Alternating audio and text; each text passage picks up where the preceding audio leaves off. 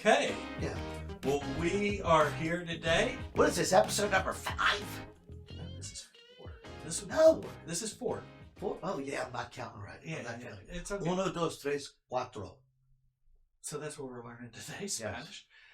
Yes. So I'm Bill Merck, Pastor Vince McDonald. and we are here with Ta-da! Pastor Greg. So before we start, I want to say a couple things.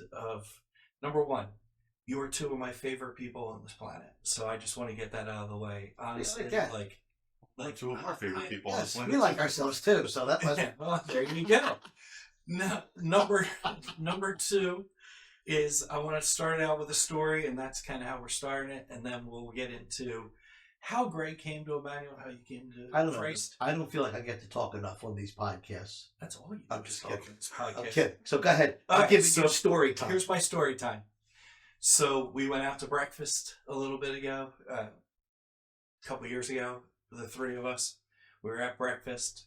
Somebody came over to us and said, blah, blah, blah, blah, and they started talking. Then the following Saturday was the men's meet at Christine's house. Yes. We went to men's meet, and I'm standing in a circle, and that gentleman that came up to us was there as well, and he's telling a story to the group.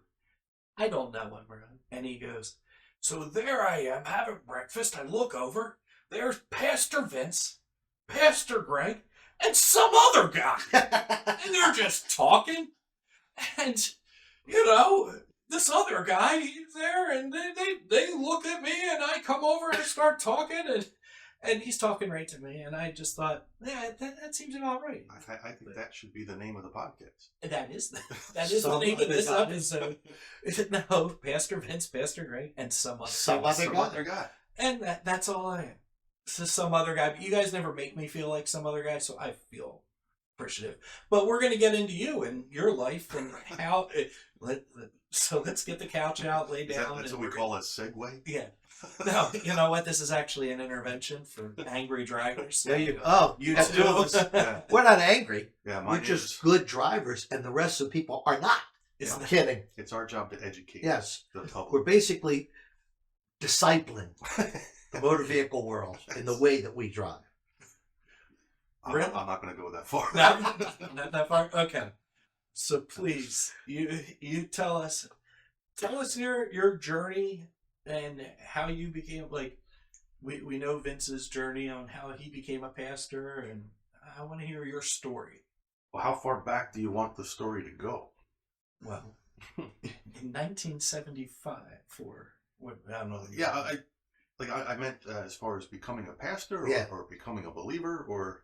Well, I mean, I guess you had to become a believer before you became a pastor, so let's go with that first. All right. My parents were divorced when I was younger, so as a result of that, you know, I would try to spend time with both mom and dad. So a lot of weekends, I would end up staying with my grandmother at my grandmother's house because my dad and my grandmother lived in the same house, and my grandmother, she would faithfully go to Sunday school and church every Sunday. My dad sometimes worked Sunday morning, so that's how we started going to Sunday school. Me and my sister would go with my grandmother, and that's where in Mrs. Wolf's class I heard about Jesus and him dying on the cross for our sins. And even as a 6-year-old, I understood enough to know that I was a sinner in need of God's forgiveness. So in her Sunday school class, I gave my heart to Jesus. And that lady, Mrs. Wolf, ended up being a very strong influence on my life. And actually, she was the first person who ever put any thought in my mind that I might be a pastor. Mrs. Wolf, I'm trying to remember how old she would have been at that time. She was probably in her late 70s or 80s. No idea how much she was going to be impacting Immanuel Baptist Church. Exactly. Or me Right, but I bet as an individual. Yeah, but I'm saying, yeah, it's just, but her I guess, prophecy, you would call it. I mean, she pulled me aside one day, which she would often do, and she would always say she was praying for me. But one day, I was maybe 9 or 10 years old. I don't remember exactly. Um, I wasn't even in her, class anymore, but, she always kind of had a special spot for me that she would take me aside. So she said, Greg, I want you to know something. And I don't say this to very many people, but God spoke to my heart and he told me that one day you're going to be a pastor.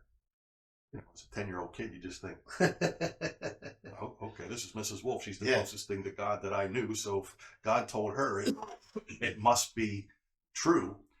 And I never forgot that. And I think for a lot of time, I just figured, okay, that's what I'm going to be. And so I didn't really give it a lot of thought. It's just like, okay, that's what's going to happen. And I did, out of high school, I did start at Bible college at Philadelphia College of Bible. And I was a youth ministry major, and that was my intent because I had worked with youth groups and I had worked at Halawasa, the Christian camp. So I really enjoyed working with kids and teens. And I just thought, yeah, that's a natural fit for me. Yeah. So how did you why did you decide to go to Halawasa? Like, why did I decide? Well, I went to Halawasa as a camper as a kid. So okay. It was actually the part of my summer that I would look the most forward to. Okay. Right? It was, I grew up in Philadelphia, a very urban environment. So camping, hiking, being in the woods wasn't something I got a lot of. Okay. So yeah, when I was 10 years old, my dad took my sister and I to Halawasa. We had no idea what it was. You get on this little train and it takes you to the other side of the camp. You're there for a week, and Charlie, I had the time of my life. And so every summer I would go back for a week, and I really look forward to it. So when I got too old to attend camp anymore, I thought, well, I want to see if I can try to work here. By that time, I had been working with some youth groups in our church, Boys Brigade and things like that. So I thought, yeah, I could do this. And that experience at Halawasa, I think, really is the thing that gave me the strongest formation in my spiritual growth. Because you have faith, but then I was in an environment where, I didn't go to Christian school. I was in a public high school and surrounded by, people who mostly, didn't have a faith or didn't live out any type of Christian, living. So when I was at Halawasa, being surrounded by, all these other young people my age, teenagers and early 20s, who, were excited about their faith, living their faith. It was kind of almost like a Xanadu, where you just kind of have this Christian environment that's isolated from the rest of the world, where people are living out, the Christian principles. Yeah, it's, and then also you mix in there, you're ministering to kids, sharing the gospel with them, and learning how to be a servant. And when you're 16 years old and you have 8 or 9, 7-year-olds who are fully dependent on you for their care for a week, it tends to mature you a little bit. So that's kind of where I think I developed my desire for ministry, and God really was starting to shape me into the person that could be a leader, a pastor in ministry. It's also where I met, my wife, who I didn't know at the time was going to be my wife, and Maria. And I were working in Halawasa together, and we eventually started dating there. And I convinced her that the Lord really wanted her to be a PCB as well. It was totally spiritual on my part. Looking out for her. So, yeah, I was attending PCB for a year, and then the second year I was there is when Maria transferred down. But that's I guess my first crisis of, I don't know about faith, but in my ministry path. I was 3 semesters in, and there were some financial aspects to my decision, but also Maria and I at that point had decided we wanted to get married, and financially to try to support a wife and go to college full time was not something that I could see a way to do. So we had a plan that I was going to take some time off from school and get a job and work while we were married, and then she would finish school because she was closer to finishing than I was.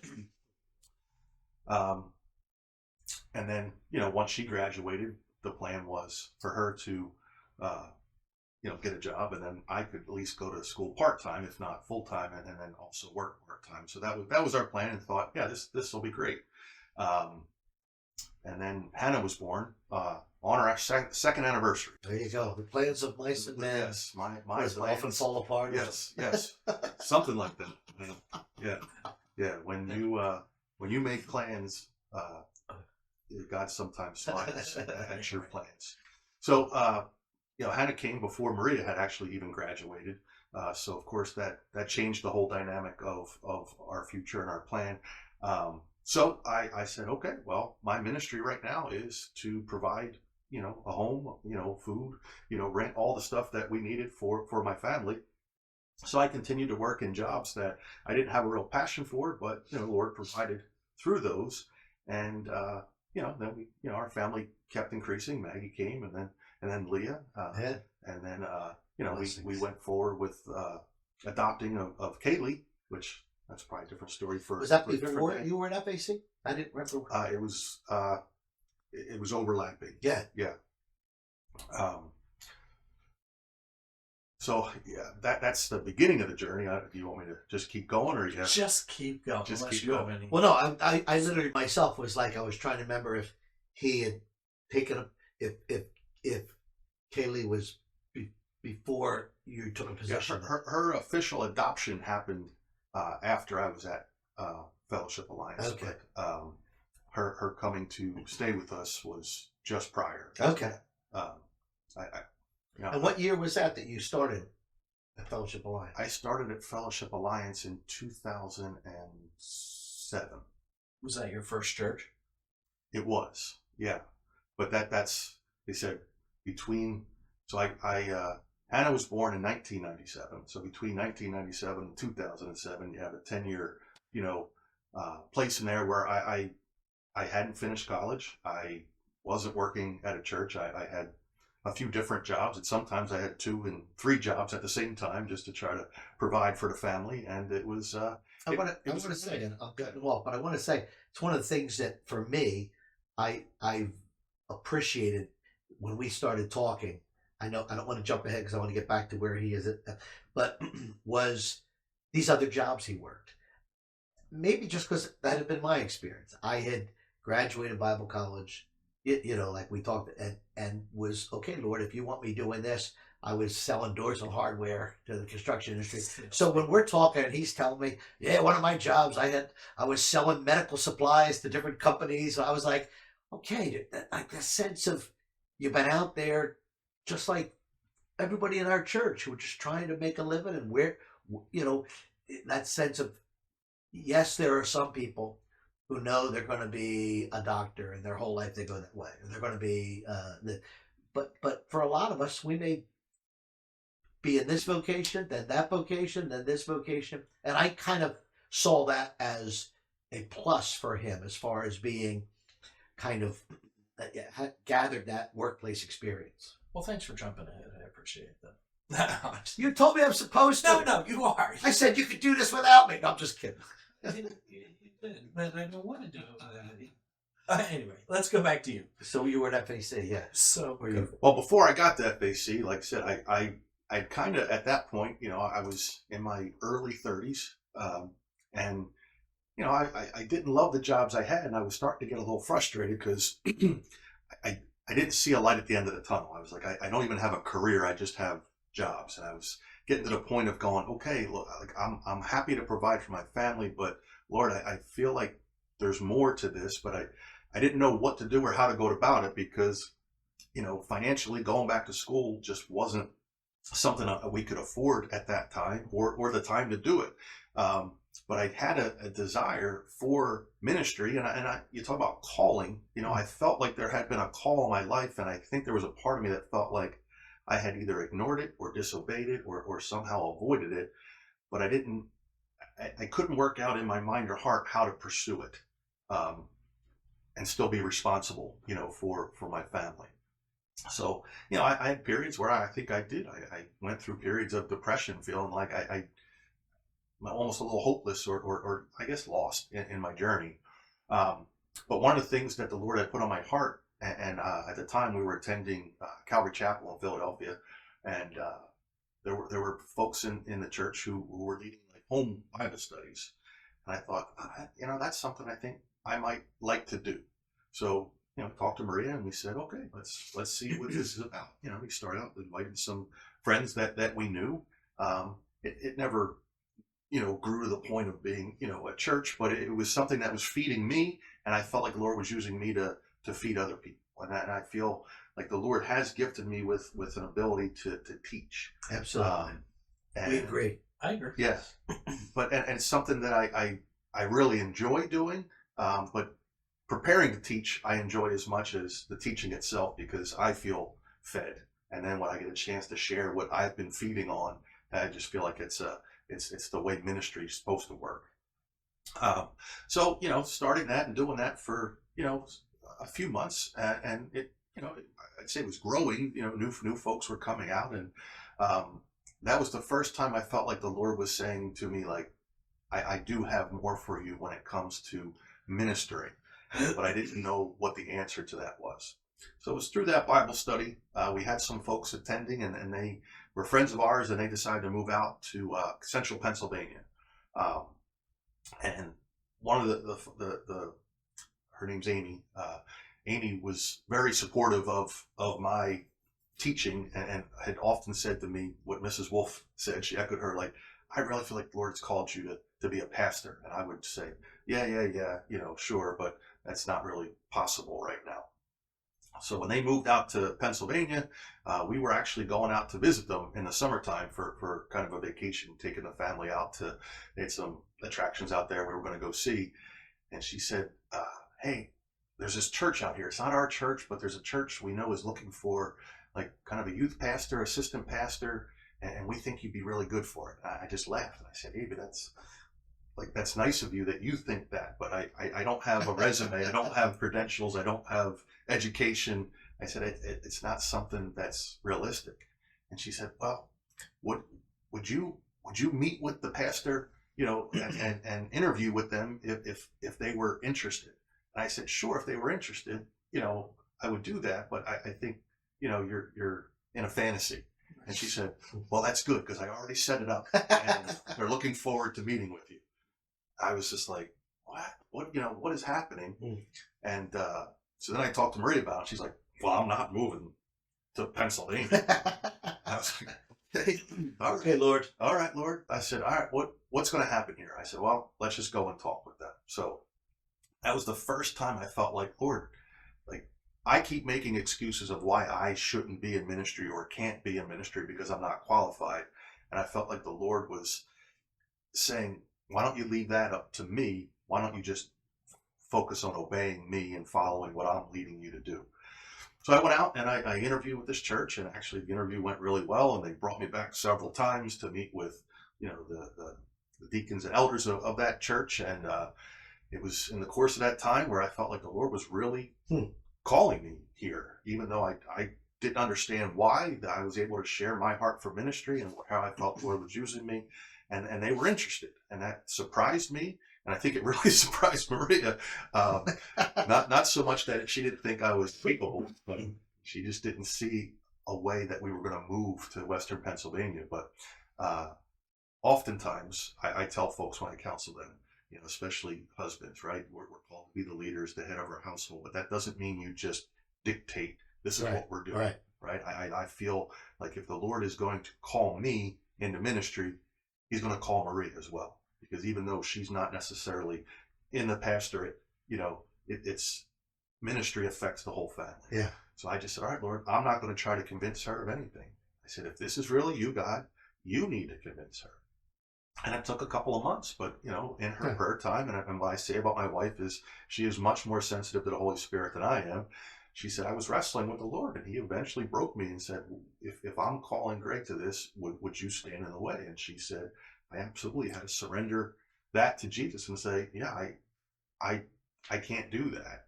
So when she decided that she was on board, we put our house on the market. We were all set to move, The only problem was they actually never offered me the position out in Altoona, Pennsylvania. Oh my! Series of events. Yeah. You know, they just they decided to not offer me the position, and it was kind of like, okay, all right, Lord. Those times where God says, Yeah. "Are you willing? We're willing." Yeah. No. And it was in that same period of time that I actually, the job I had went away. So I was unemployed, but I was kind of banking on, well, we're going to go out here. And so for 6 months, it was kind of a back and forth mystery of, am I going? I'm not going. Am I? Yes, I'm going. No, I'm not going. But in the meantime, I don't have a job. And I remember distinctly, there was a morning, it was the day after I spoke to this church in Pennsylvania where they had said, yeah, I'm sorry, but we're not going to offer you the position. And I said, all right. You know, I wasn't depressed. I wasn't angry. I wasn't even sad. I was just confused. So I said, Lord, you did all this work in my heart, in Maria's heart. You struck up this call and this passion again in me to pursue ministry. I said, I don't know what you're going to do, Lord, but I need you to do something. I need you to do it soon. So, but I'm trusting you. That was, my prayer was desperate, but it was also, I believe there was faith in it of going, God, I don't know what's happening, but I trust you. Right. And I'm telling you, it doesn't happen to me very often, but this is one time in my life where I can say I was literally in that prayer and the phone rang. Wow. And it was my friend Eric Jarvis, who I had worked with at Hiawatha. And he was working at Fellowship Alliance Chapel in Medford. And he just called and said, hey, I know that you've been seeking this other, pastor job in Pennsylvania. I don't know where that is, but I want you to know we have a position open here, and I think you'd be perfect for it. What do you think? I hate to say it because, Eric's a good friend of mine, and it's not often that you say, hey, my good friend is actually representing Jesus Christ at this moment. Yeah. But I was like, wow, I can't deny this is the Lord, right? He made it very clear that he was leading me this way. So, again, I went through an interview process, and they actually this time did offer me a position. So we left because we thought we were going to Bedford, Pennsylvania, but ended up going to Medford, New Jersey. Nice. And so that's how I stayed at Fellowship Alliance, and I was there on staff for 6.5 years. What did you do there? I was the children's pastor. So again, that was most of my experience was working with kids and at my church in Calgary. Even though I was doing the home Bible study, we were involved in Sunday school and sports ministries with different kids stuff. So I had never really not been involved in children's ministry. I just never had gotten paid for it. Right. So yeah, it was a great experience. While I was there, I was able to finish my degree online. I went through their ordination process and was ordained with the Christian Missionary Alliance. And in a lot of ways, I felt like that was my, Bible college or seminary. Yeah. It was a big church. Marty Berglund was a senior pastor. There was over 30 people on staff. So I got to learn and be around very mature men of God who were serving, and I cut my teeth there. Yeah. So that's how I got into ministry. And you impacted a lot of lives because alternative path. There was numerous people back in the interview process for us and the years since that I've been around Greg when they're like, oh, you impacted our kids so much. So it was, What's funny, the other night, I'm a salesperson. I go into homes and sell heating and air conditioning. And I had a guy who we were talking. He was out in Medford.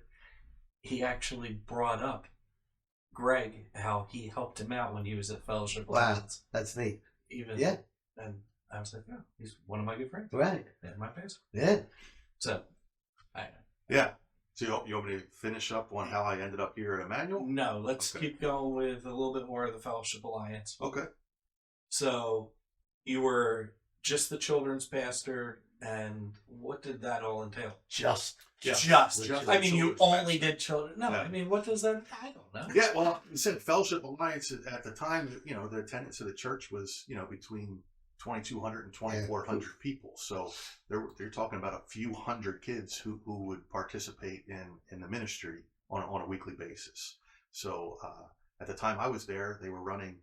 When I first started there, they had 4 services every weekend. So they would do a Saturday night service, and then they had 3 services on Sunday morning. So like we have our 2, they would have 4 So, and each of those services, they would have the adult service, but at the same time, they would also have, children's church. And so I was in charge of all the children's church, and then we also had a Sunday night ministry, much like our Discover Kids here. We called it Sunday Night Kids Club at Fellowship Alliance. One of the things they really did in their ministry was they called them mini churches. So they would have small groups that would meet in individual homes, around the area. And they actually set up the kids club to be a support to that ministry. So parents with kids would have a place to, drop their kids off where they could go to these fellowships and then come back and return. So that was how it started. But I think the ministry ended up growing to go beyond just those folks who were in the mini churches.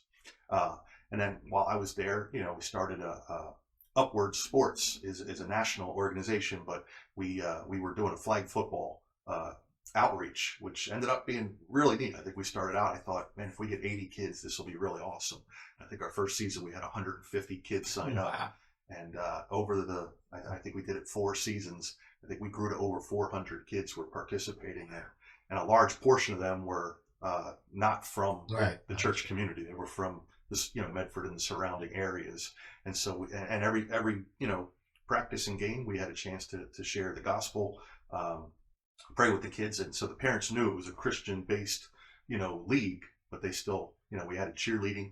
It ended up being a really neat thing on Saturday to have that. So that was part of the ministry there. But yeah, my primary focus on the ministry was, I looked as a children's pastor. It's my job to feed those sheep, right? Even though they're lambs. So I really enjoyed the teaching aspect. I tried to do a ministry where it was both large group where I would do the teaching time, and then there would be a small group time where I would have individual teachers for the age, different age groups, and allow them to kind of have discussions and activities that centered around the Word of God. But I took it very seriously that it doesn't matter how young you are, you need to start to be nurtured and trained in the Word of God. So I wasn't too different than I am now, and always going longer than my allotted time. That's where I learned. And all I ever hear is Pastor Greg's sermon was tremendous. And he goes pretty quick. I mean, let's be honest. So we can be honest here. Okay. That's it. But speaking of going long, we're going to take a break right now. We will be right back. Welcome to Immanuel Baptist Church, where our focus has been building strong lives in Jesus Christ since 1925, right here in Maple Shade, New Jersey. With 2 Sunday services at 9 a.m. and 11 a.m., you can choose the time that works best for you. And if you have children, our Greenhouse Kids Ministry and Nursery are available during the 11 a.m. service, so you can worship without distractions. But that's not all. On Sunday mornings at 10 a.m., we offer Sunday school classes for all ages. And if you're looking for a midweek pick-me-up, we have a variety of events on Wednesday nights. For more information on all of our programs and events, visit our website at ibclife.org. Follow us on social media and check out our weekly bulletin. And there's one more way to stay connected with us. Download our Church Center app. With this convenient app, you can stay up to date on all of our events and register for programs. Immanuel Baptist Church, building strong lives in Jesus Christ.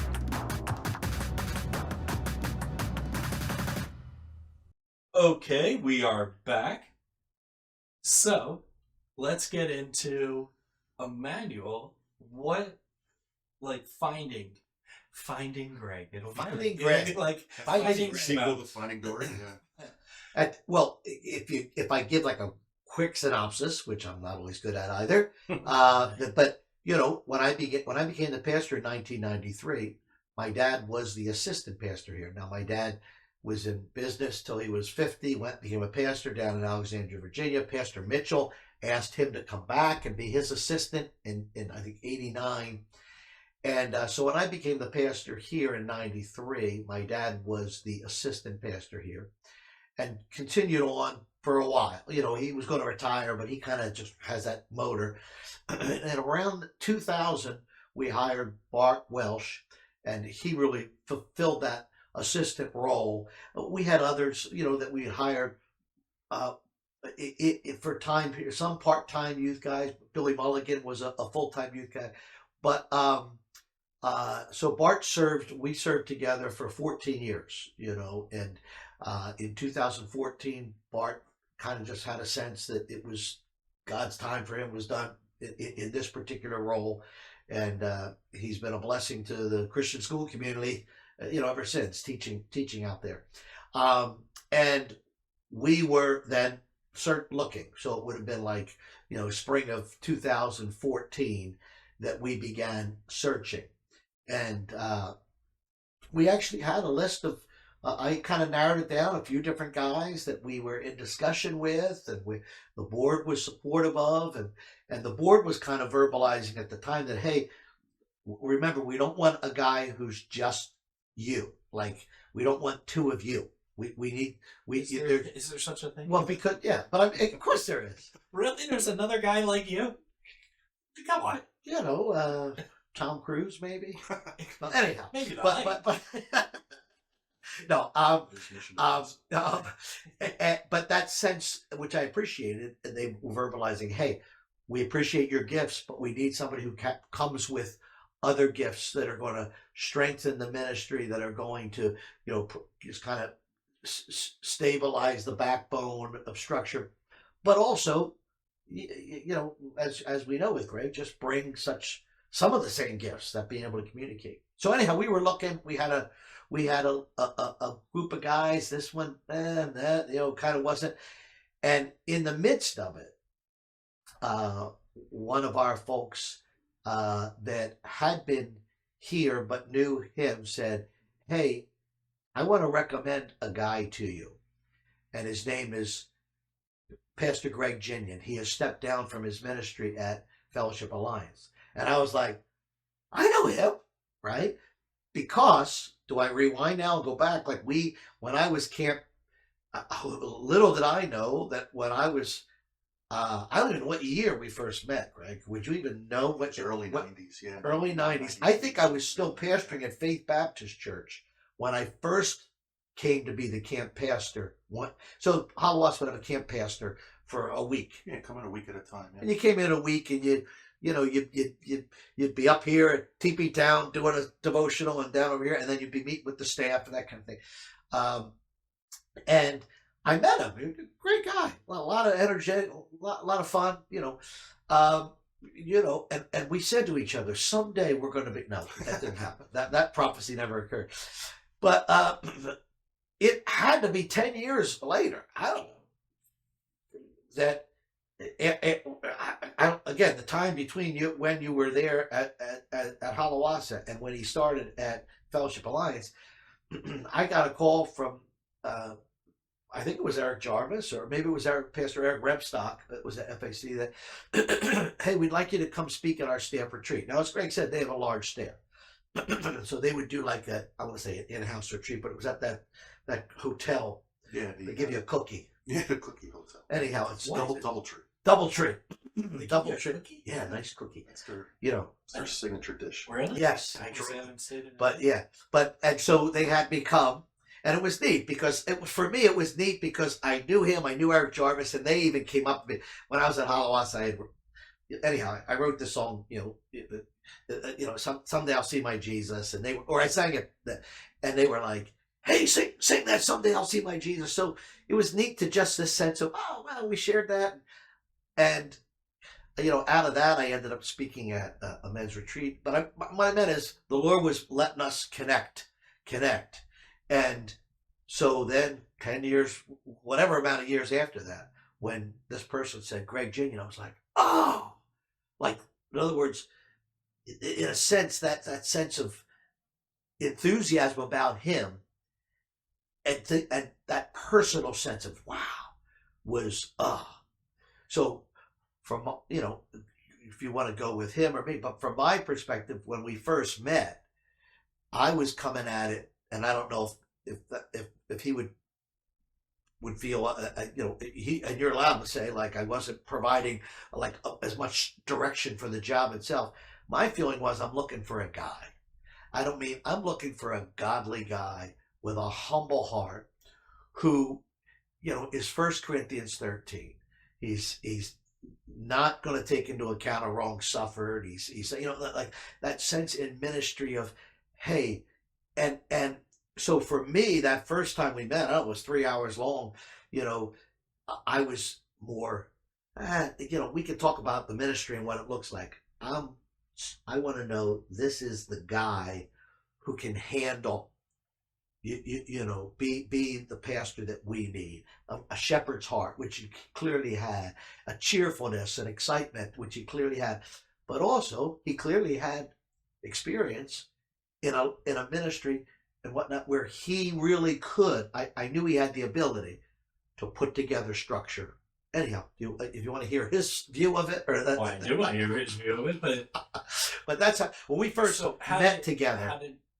Well, that's good of you. Okay. So, it's nice always to hear how great you are. Yeah. No. Tell me more. Yeah, right. So, when you not met Vince, but when he came to you for the pastoral job, did you know that's why he was coming to you, or what did... Well, yeah, I only back up because he mentioned it, but again, the Lord uses connections, right? He uses our Halawasa connection where Vince and I first met, almost 25 years before. And, like it was, I'll mention her, it was Gail Burnett, who kind of grew up that's right. at Immanuel. Thank you, Gail. Her kids had been at FAC, and I had, they had triplet sons, right? So they stand out, right? You see, three of a kind. They're identical, triplets. And they were in my ministry from the time they were like very young, and kind of getting into the middle school age. And it was just sometimes, with families, you're ministering and you get to know some of them. But the Burnetts were a family that we really clicked with and connected with and had great relationship with them as, parents and with their kids. And, there was a time where I had decided that my ministry at FAC had come to a close, and that's a different story for another day. But I wasn't on staff anymore at FAC, but I was still attending there, trying to figure out, God, what do you have for me next? What were you doing? I was selling life insurance. Did that for about 1.5 years, and again, the Lord provided through it, but man, I did not like that job very much. George Zimmerman, you can talk with Pastor Greg about that. Yeah. But again, there was just one of those periods of my life where the Lord had me in a kind of waiting pattern, holding pattern. And actually there was a church that I had been asked to kind of pulpit fill a couple times. It was a small little church with a elderly congregation, and their pastor was the guy they had pastoring them was ill, so they had asked me if I would fill in from time to time. So I was preaching there like every other week for a couple of months, and I enjoyed that, but I didn't feel like the Lord was calling me to that. But it was just kind of His way of keeping me kind of warm. So there was one Sunday where I was scheduled to preach over at that church, and it was I can't remember what time of year it was, October, November, sometime in that time range, where it was a pretty cold morning, and the furnace didn't work at the church, and so they decided as a group it was too cold in the building for the congregation to come to church. So and this was way before online stuff. Well, at least the majority of churches were doing online stuff. So they just said, we're canceling church this morning. I was like, oh, all right. So the reason I brought all that up is I put a suit on, because when I was going to preach, this was the type of church you wear a jacket and tie, and that's how you did it. So I was all set to preach, and it was like, well, I guess we're just going to go to church. So we were attending FAC. So for me to show up at FAC in a suit, I stood out. And that's when Gail had come up to me and she said, what's the deal with the suit? And I, explained to her I had been preaching. She's like, oh, you were looking for, like a ministry job? I didn't realize that was something you were pursuing. And I said, yeah, I think the Lord is leading me that way. And she says, wow. She goes, what do you think about this? She says, I know a church that's looking for an assistant pastor.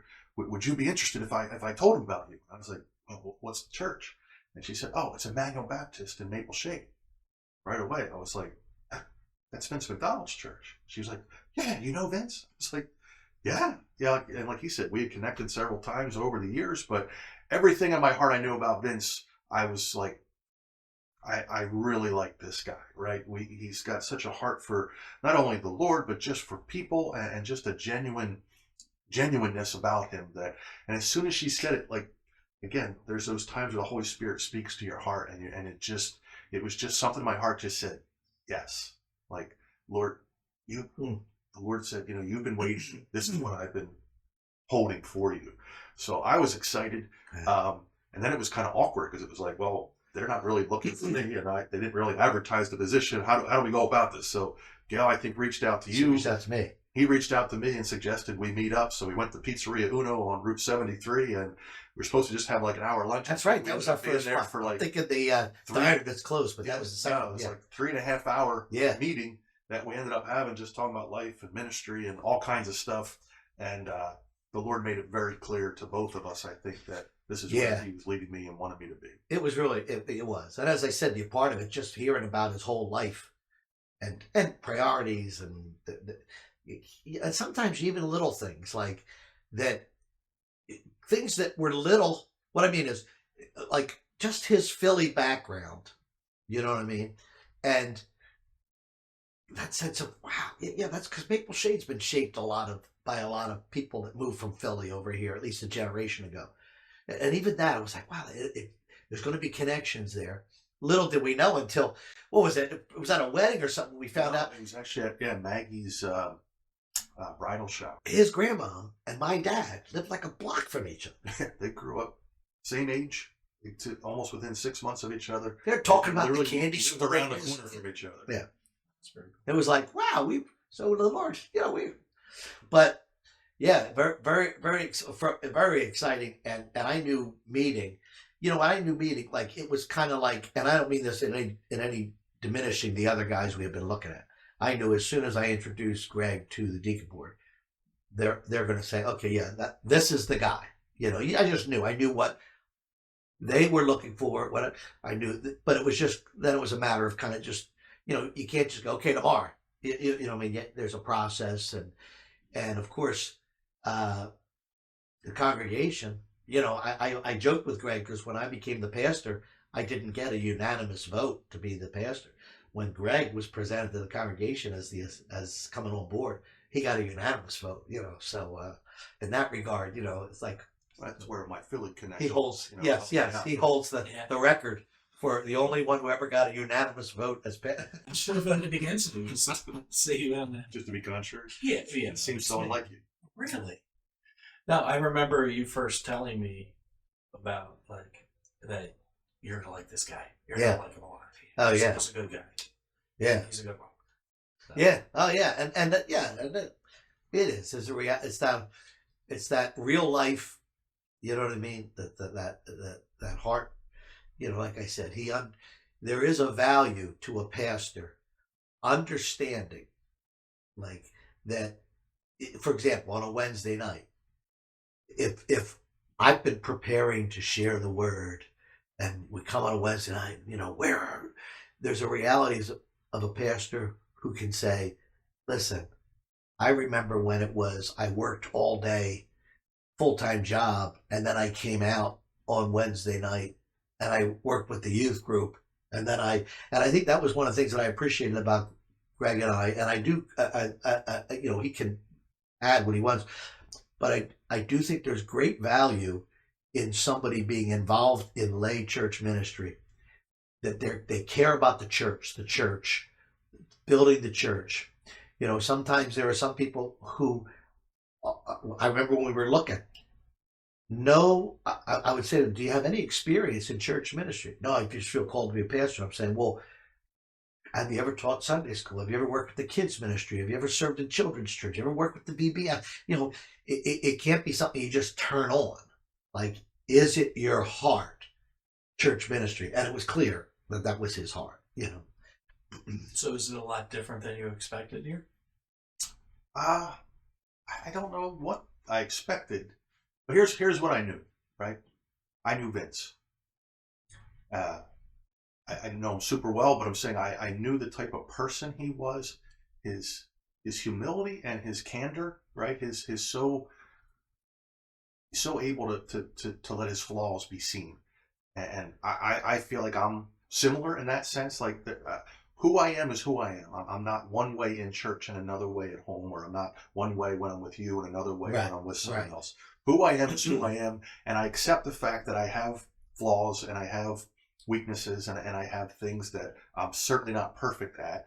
And I feel like as a good shepherd is not supposed to be above the sheep. Is supposed, a really good shepherd is really just one of the sheep who's also trying to figure out how to, feed at the same time. So as a sheep that feeds other sheep, I looked at Vince as like, I don't know anything about his church, but I know him. And I have also learned over the years that a church tends to take on the personality of its pastor. Not 100%, but his style, his heart, his love, his humility. I said, that's the type of church I would like to be part of. And that's exactly what Immanuel is, right? It's a church that it's a very unperfect, flawed group of people who aren't afraid to be flawed and say, yes, we're accepted by Jesus. We are accepted in the beloved as flawed as we are. And what we're trying to do is every day take one step closer to being like Jesus.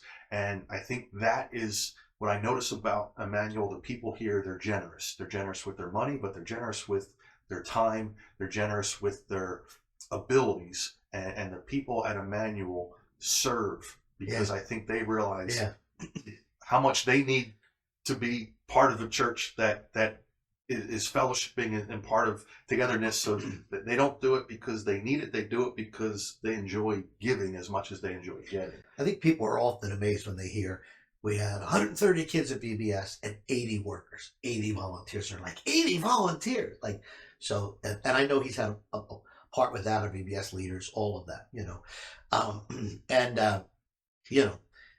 think it probably might be a whole different podcast that we could talk someday, him and I, just about that aspect of,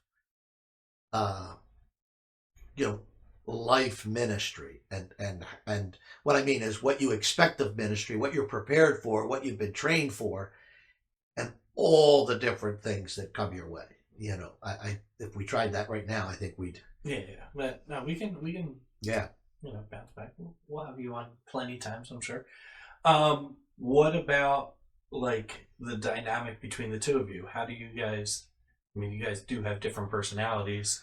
But I think what he said, I think neither one of us is hiding our flaws.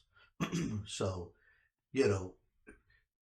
and he has helped me even see myself, sometimes like what, or like if he's going through something and I'll, be like, okay, well, how about, and he would say to me, look, you're a fixer. You want to fix things. Just listen to what I'm saying and leave it be, but it's helped reflect on me in the rest of my relationships. What I mean is, I don't mean to go, but what I mean is for us, I think there is that great spirit of camaraderie. I really do believe the very core of it is we were both young guys who loved Jesus, and the Lord let us follow this path where we ended up serving, and that love for Jesus lets us be honest with each other. And I think our relationship is built on a real mutual sense of honesty and sharing thoughts. And there's times there is a real camaraderie, I guess, in my mind. I really feel like that. Yeah, I mean, yes, we're different people, right? I'm much more introverted. Vince is much more extroverted. But I think neither one of us take ourselves very seriously. And I think our sense of humor and our ability to laugh primarily at ourselves, and then, of course, finding, humor in just life around us. I think that's what draws us together. We have a similar sense of humor, but I think the ability to laugh at ourselves, right? Like I can poke fun at him, he can poke fun at me, we can poke fun at just kind of the ridiculousness of.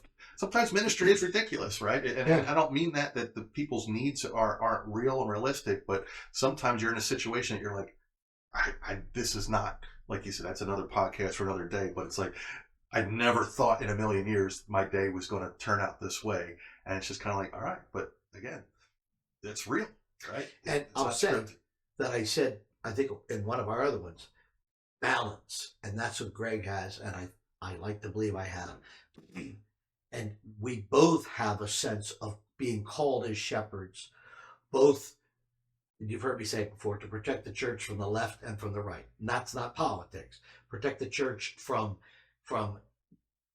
slipping away from truth, and so to keep us on truth, but also protect the church from any legalism or any spiritual bullying, And he has that same. So I think that's one of our common core sense of our calling in being a shepherd.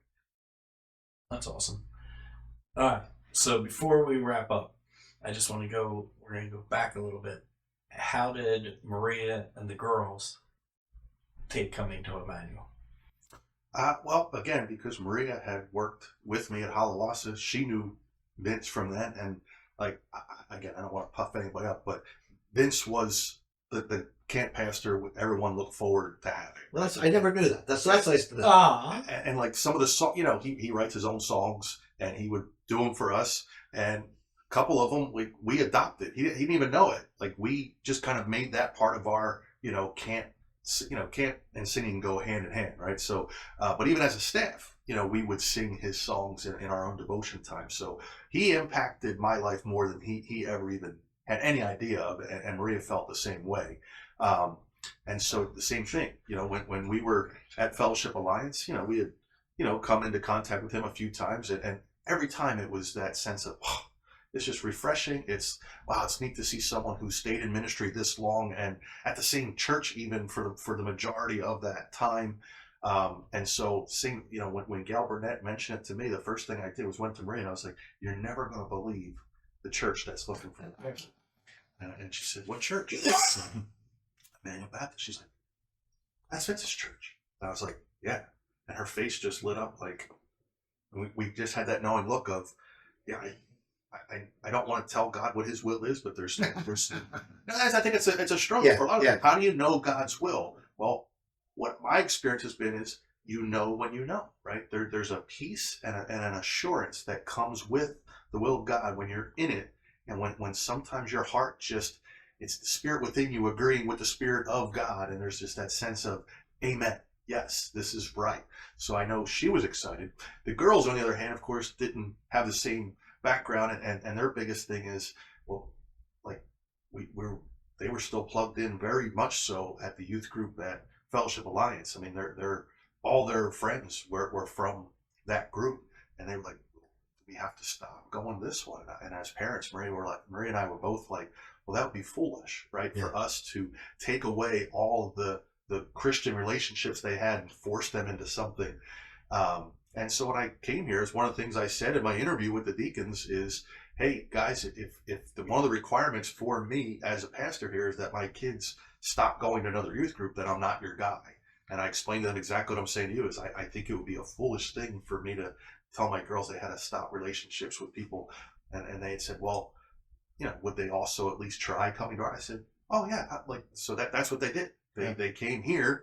And, much smaller size youth group, but they came and they connected. My daughter ended up marrying Dylan Suplee, one of the first people we came in contact with here. I mean, it wasn't immediate, but what I'm saying is the youth group here very much impacted my girls' lives. But so they were said, yeah, we'll come to youth group here as long as we know we can still go. Right. And so that's what they did for their high school years is they continued to go to both youth groups. And I thought, well, that's just getting extra. And that's what we tried as a church to be like. Greg was like, we're in Medford. My kids are in the schools there, and our feeling was, yeah, we're not going to tell you have to move to Maple Shade. Like, as long as you and he's made it, as long as you're willing to do the driving and being here, we're not going to tell you we believe God's in it, so you take care of your family. Well, you've been a tremendous impact on my life and my wife's life, and I thank you for joining us today. And as of this past February 1st, Pastor Greg's been here 10 years. 10 years, pose for the camera. 10 years of ministry. He began the 1st of February 2015. Wow. 10 years. Wow. Okay. It has been. You've got a little gray hair, baby. Yeah, it's coming in. That's probably